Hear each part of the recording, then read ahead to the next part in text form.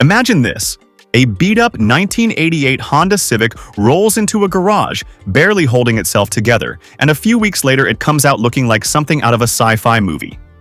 Flames on the side, a popcorn machine in the trunk, 20-inch rims, a fish tank in the dashboard. Wild, right? That was the magic of Pimp My Ride. Whole family truckster style. Yeah. We hooked it up with this one-of-a-kind hood with Caduceus on it, and check this out. MTV's early 2000s hit that took busted cars and made them cool again. But as flashy as it looked, the truth behind the chrome paint and booming subwoofers was far less glamorous. Viewers saw a dream come true, struggling young people getting the car makeover of a lifetime, complete with host Xzibit's hilarious charm and over-the-top reactions. But off camera, the dream was often more of a nightmare. The show promised transformation, but what many participants actually got was temporary excitement, mechanical headaches, and rides that didn't always function as well as they looked.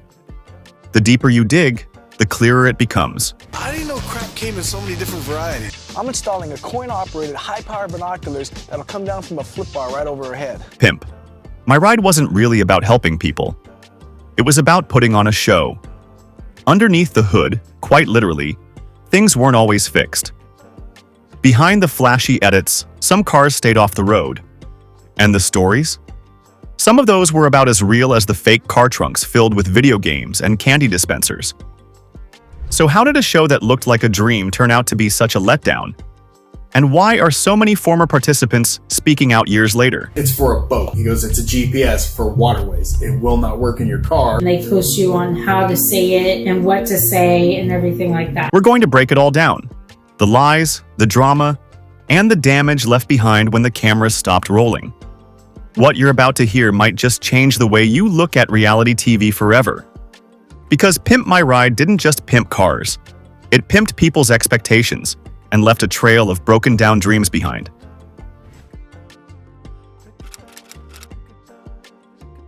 You saw it on TV, neon lights glowing under the chassis, massive rims spinning, wild paint jobs with dragons or flames, and gadgets that felt like they came out of a Bond movie. But under all that shine, many of the cars on Pimp My Ride were still lemons. And that's where one of the biggest problems begins. The show was obsessed with looks. If it didn't pop on screen, it didn't get done. Mechanical repairs? Not exciting enough. A new suspension or fixing an overheating engine doesn't make for good TV. So what did they focus on? Splashy upgrades, visual eye candy, stuff that made you say, whoa, even if the car still struggled to start. Former contestants came forward later saying that the production team often ignored major mechanical issues. Cars with busted transmissions, failing engines, or cracked frames were handed back with those issues untouched. Or worse, just temporarily patched to last through filming. One guy said his car broke down a week after he got it back. Another reported that the car's modifications actually made it harder to drive. The car was so bad that they just gave up and did something completely different. And let's not forget, these were often people who relied on their cars to get to work or school. They weren't just trying to look cool. They needed reliable transportation. Instead, they got a car that looked like it belonged in a music video, but ran like it should have been towed straight to a junkyard. One of the cruelest ironies? Many of the new parts they did install weren't even practical. Huge speakers drained batteries, oversized rims wrecked suspension systems, TVs in the back seat, but no fix for the busted AC. And the cost to maintain these upgrades? Way out of reach for most of the show's young contestants. Even worse, some of the features added weren't street legal. LED underglow kits, tinted windows beyond legal limits, and dangerous body modifications. Those made the cars attention-grabbing, but also a magnet for tickets, not to mention the safety risks. Some contestants said they had to remove parts themselves just to make the car drivable. So what you really had was a swap. Real fixes traded out for fake flair. The audience got a spectacle. The contestants got a car that might not even make it down the block. Pimp My Ride sold the illusion of transformation, but all too often it was just that, an illusion.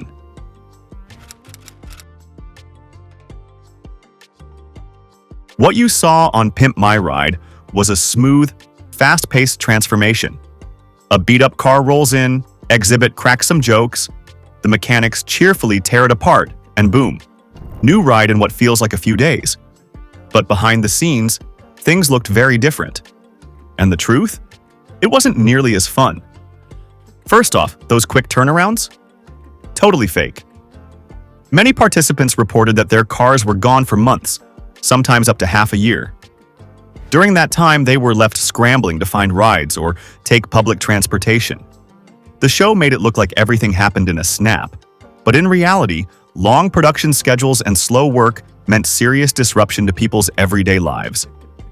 And when the cars did come back, they didn't always work right. Mechanics working on the show weren't always certified or trained to deal with the deeper problems the vehicles had. Their job wasn't to restore these cars to full working order. It was to make them look cool on camera. Behind the curtain, the show was more about production design than automotive repair. Then there were the filming conditions. Former cast and crew have said that many of the scenes were staged, rehearsed, or done multiple times. Reactions weren't always real. Xzibit's surprise house visits? Not so surprising. Participants were often told to act more shocked or excited for the camera. And when it came to the reveal, it wasn't uncommon for the car to be pushed in because it couldn't run on its own. Some contestants also revealed they had to sign non-disclosure agreements, limiting what they could say publicly about the process. A few even said their experiences were edited or twisted to make for better storylines, like playing up hardships or inventing character traits just to create a more dramatic arc. In short, the reality of this reality show was carefully manufactured. It was edited, scripted, and stylized to the point that it became a form of fiction. The people, the stories, even the cars themselves, nothing was quite what it seemed. The takeaway?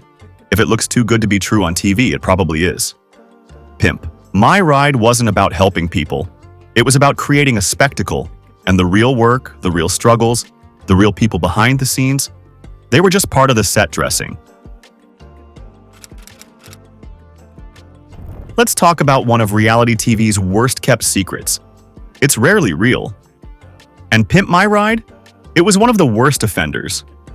While the show tried to come off as spontaneous and authentic, a lot of what viewers saw was carefully crafted and, at times, completely made up. First, let's look at the contestants.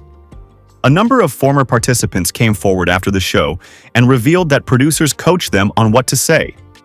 They were often told to exaggerate their love for certain hobbies, fabricate quirky personal details, or even play up family or financial struggles to make their stories more emotional. One contestant said producers encouraged him to say he liked camping, even though he hated the outdoors. The reason? So they could justify installing a massive grill in the trunk. Then there were the reactions. Those over-the-top screams, the jaw drops, the jumping around when they first saw the car. Many of those were done over and over, sometimes 5 or 6 takes, until the producers got the perfect wow moment. And if a contestant wasn't dramatic enough, they were pushed to fake it. One person revealed he was told, "You need to be more excited or we'll cut the scene." In other words, no genuine excitement, no screen time. Even host Xzibit wasn't always in the moment. His house visits, often staged. He didn't just show up. The show arranged it ahead of time, sometimes filming the same entrance multiple times to get the perfect shot. There's even a case where Xzibit didn't meet the contestant until after the makeover reveal. His lines were added in editing later to make it seem like he was part of the whole journey. The lies didn't stop at the reactions either. Sometimes, the backstories behind the cars were twisted. A rusty old car wasn't just a beater. It was his grandma's car that he swore to restore. A messy interior was framed as a symbol of hard times. All of this was to make viewers feel something. But those feelings were based on fiction. And if you're wondering why no one called the show out back then, it's because most contestants were young and broke, and they were just happy to be on TV. Plus, the contracts they signed often included non-disclosure agreements that made speaking out risky. Only years later did the truth start leaking out. So what does that tell us? Pimp My Ride wasn't about real people and real transformations. It was about characters, story arcs, and drama. The cars were props. The contestants were actors, whether they knew it or not. And the show wasn't built to tell the truth. It was built to sell a fantasy. Okay, now here's where things get ridiculous. Imagine getting your car back with a mini waterfall installed in the trunk, or a full-size popcorn machine bolted to the back seat. Or how about a cotton candy maker powered by the cigarette lighter?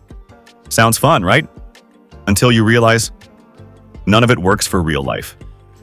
One of the biggest issues with Pimp My Ride was the number of features that were totally unusable, or straight up removed right after filming.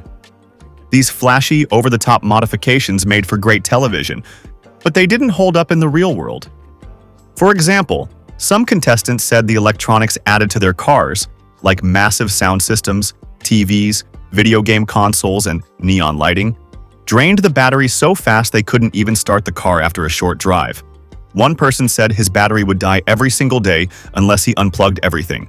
Imagine having to yank out your Xbox just to go to work. Other features were just dumb. One guy had a clothes dryer installed in the back seat. Another got a chandelier hanging from the ceiling of a tiny hatchback. Some upgrades were glued on, not bolted, and started falling apart almost immediately. Cup holders melted in the heat. Fiber optic lighting stopped working after a couple weeks. And let's not forget the infamous trunk hot tubs, because nothing says road legal like boiling water and bumpy roads. And here's the kicker. After the final shots were filmed, a lot of that stuff was quietly taken out. Producers knew it wasn't street legal, or it posed a fire hazard, or it simply didn't work. So they filmed the big reveal, got the footage they needed, then yanked out the tech before giving the car back to the owner. This left many contestants confused and frustrated. They'd watch themselves on national TV showing off their pimped ride, only to get a stripped-down version that barely resembled what was shown. One participant said the custom paint job stayed, but the speakers, screens, and gadgets were all gone by the time he drove it home. And if that sounds shady, it's because it is. The show advertised a full transformation, but what people actually got was often temporary, or just staged for the cameras. The sad part? Some of these contestants really needed a working car. Instead, they got impractical toys that made things worse. In a few cases, people were left with such unstable or unsafe cars that they had to sell them off or return them to their original clunkers. Bottom line, the crazy upgrades might have made you laugh or gasp when watching the show, but they were rarely built to last. In the end, Pimp My Ride didn't deliver reliable vehicles. It delivered props. Cool-looking ones, sure. But in real life, they just didn't work. At first glance, being on Pimp My Ride probably seemed like hitting the jackpot. Your busted car gets a full makeover, you're on national TV, and suddenly you're cruising in something that turns heads on the highway. But once the cameras were off and reality kicked in, many participants realized they got the short end of the stick. One of the most common complaints? The cars just didn't hold up. Some broke down days or even hours after being returned. Multiple former contestants revealed that their vehicles weren't road-ready, despite looking incredible on screen. One guy said he couldn't even drive his car home because the engine was still broken. The show had spent thousands on lights and interior gadgets, but didn't touch the mechanical failure that made the car unreliable in the first place. And when things went wrong, there was no follow-up, no warranty, no repairs, no support. The show was over, and MTV was out. These weren't sponsored builds with lifetime service. They were one-time stunts. Once the episode aired, the car and all its problems were the contestants' responsibility. Worse still, the flashy customizations made the cars harder to sell or insure. Try getting coverage on a vehicle with 22-inch rims, 6 subwoofers, and a fish tank in the trunk. Spoiler alert, insurance companies don't like cars with built-in aquariums. Some participants reported higher premiums or being denied coverage entirely. And it didn't stop there. These pimped rides also made them targets. Several people said their cars were broken into or vandalized shortly after the show aired. A car that screams, "Look at me," also screams, "Rob me," especially when it's filled with expensive gear. One participant even said he purposely toned down the car's appearance just to avoid attention. Some contestants admitted that the whole experience ended up costing them money. They had to fix mechanical problems themselves, undo impractical modifications, or even buy a new car altogether. And the fame? It didn't last. Once the episode aired, they were back to normal life, but now with a car that was more hassle than help. Years later, some of them took to Reddit, YouTube, or interviews to share their side of the story. And what they revealed paints a very different picture from the one MTV sold. Look, I put gas in the motherfucker and I drive it. If it don't start, I'll take it to the same place you do. No, I was not responsible for none of that shit. Look, I would be just as disappointed as the motherfucker getting the car. The excitement was real, but it was short-lived. And what came after was a mess. The truth is, Pimp My Ride made great TV, but for the people who actually had to live with those cars, it wasn't always the dream it appeared to be. In fact, it often turned into a long-term headache, and for some, a complete disaster. Pimp My Ride promised magic, the transformation of beat-up cars into rolling pieces of art, all while changing lives. But behind the glitter and celebrity cameos was a different kind of reality, one filled with shortcuts, staged moments, and disappointed participants. The truth is, the show wasn't about fixing cars or helping people. It was about selling a fantasy. Viewers got entertainment, contestants got a temporary thrill, and often a long-term problem. The pimped cars were designed to impress on-screen, not to survive real-world roads. The stories were edited for drama. And the people? They were just part of the script. For fans of the show, this might be hard to swallow. But it's an important reminder. Not everything that looks awesome on TV is real. And when entertainment takes priority over authenticity, people often get left behind. So the next time you see a reality show makeover that looks too good to be true, it probably is.